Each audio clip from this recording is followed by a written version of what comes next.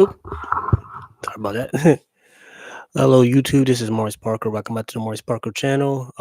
Here today, I was just going to go over the college football playoffs rankings that actually came out. I believe the rankings were Oregon was number one, number two was Georgia, number three, uh, it's not Penn State. Well, the biggest news in college football was the fact that the Alabama Crimson Tide, despite playing the SEC, had unfortunately not made the college football playoffs. Clemson, having lost three games, won their conference championship being SMU 34-31. SMU's to make the playoffs. I think the biggest reason for the Alabama Crimson Tide not making it is because there were so many teams in the SEC being competitive and they had three losses. And two of the losses, in my opinion, was because of unranked team. The teams they played were unranked at the time they had lost to. Losing 3-24 to Oklahoma didn't help them. Losing to Vanderbilt did not help them. It was just one of those things. Unfortunately, I think we're accustomed to seeing Alabama in the playoffs, and they unfortunately are not going to make it. The committee's reasoning and my reasonings would have been different. I can see why people might be upset about it. Unfortunately for the Alabama Crimson Tide this year, the college playoffs will continue without them as they advance the week. Moving back forward to Week 14 in the NFL. Well, first we'll start with my Pittsburgh Steelers. We went to Cleveland. We played Cleveland at Acrisure Stadium, formerly known as Heinz Field. We had won 24-13. That's right, 27-13. The outcome of the game in the first quarter, we had scored a field goal. Cleveland, Jameis Winston throws a touchdown to Jerry Jeudy. George Pickens was out of the game. He had a hamstring injury that actually limited him playing the game. Unfortunately, that we did not know about till later. It just kept us out. Now, the biggest thing I would say about this game is that we did not.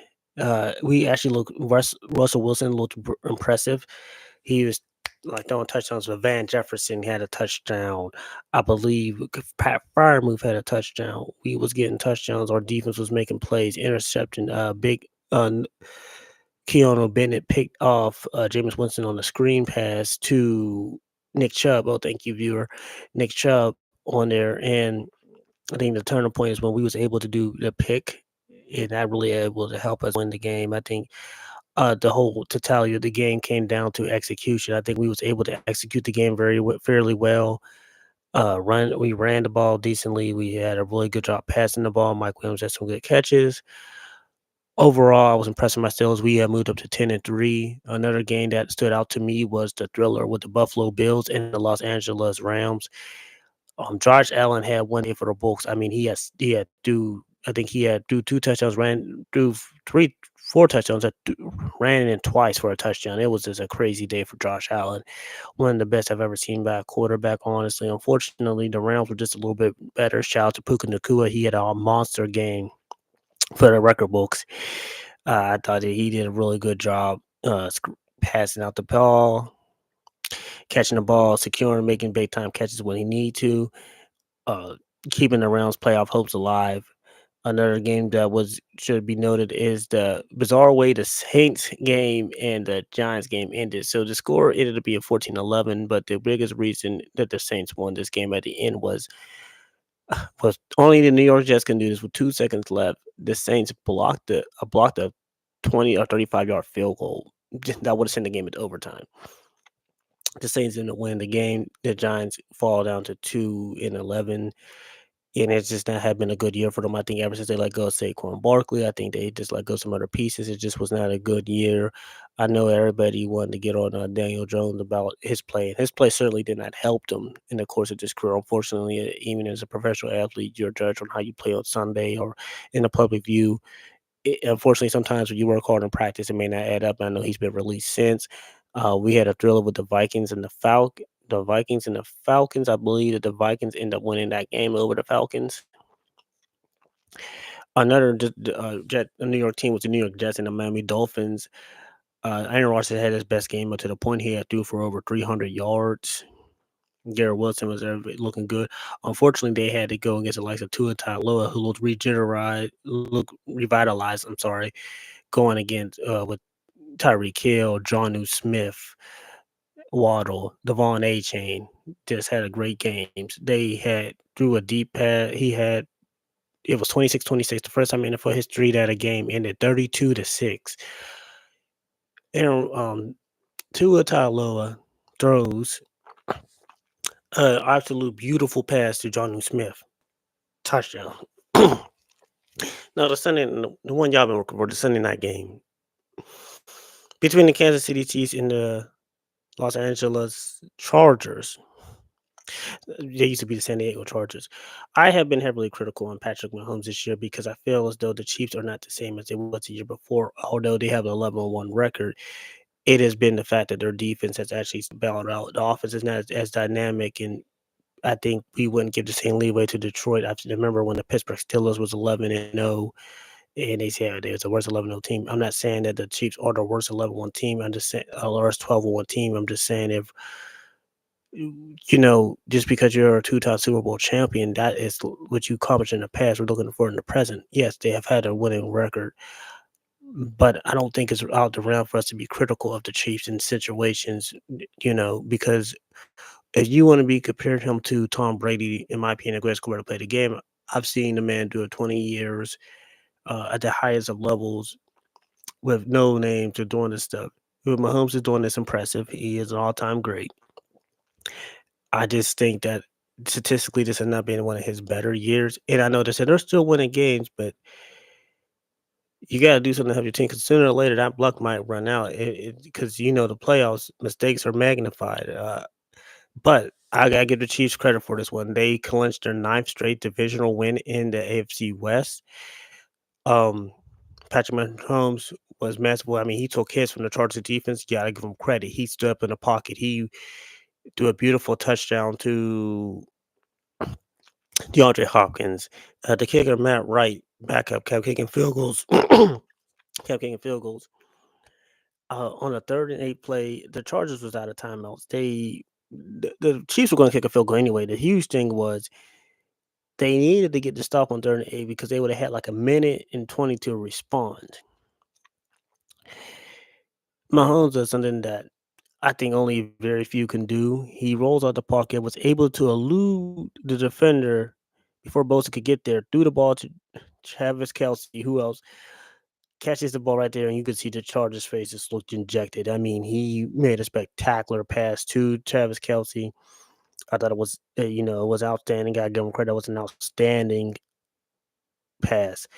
Uh, it was shaky at the end of the field goal kicker. He came in and doinked in as only it could. The Chiefs end up winning the game. I believe it was 17-16 or so. It was very close. Gotta give them credit. They are the AFC West champions for the ninth straight year. They're 12-1. They lost their division, you know, and of course, as everybody, they have their sights set on the Lombardi as everybody. So far this week, 14 games is going up. I know in a half, or when you see this, the Cowboys and the Bengals we playing Monday Night Football. It's that they'll be like the Simpsons version of Springfield on Disney Plus or ESPN Plus.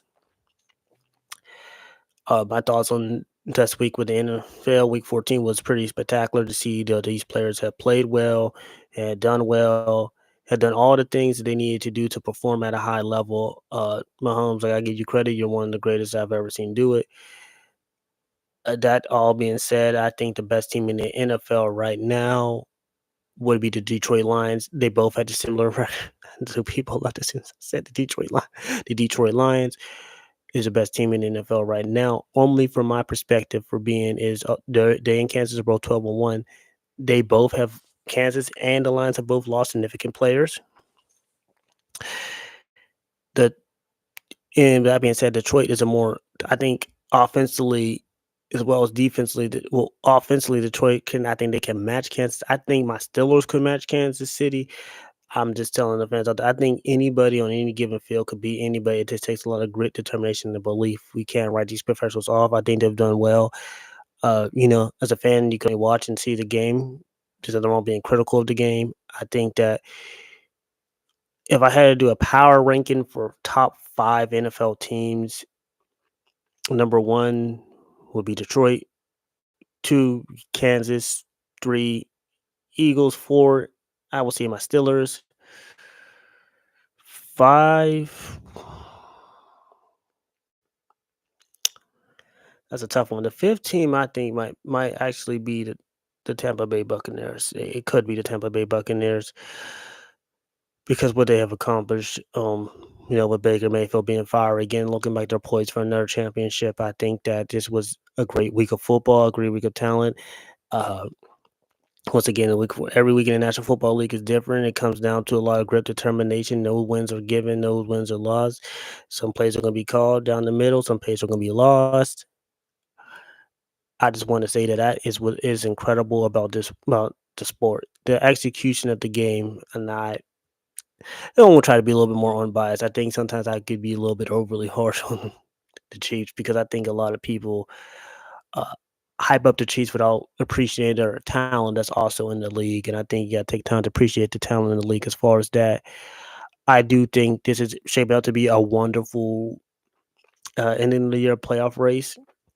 The way it is Kansas City is number one, has the number one seed. Buffalo is number two. Still is number three. Houston Texans is number four. Right below the Houston Texans at number 5, I want to say is the Baltimore Ravens, and then 7 is the Broncos, and I think there's one more team that I had to just think of.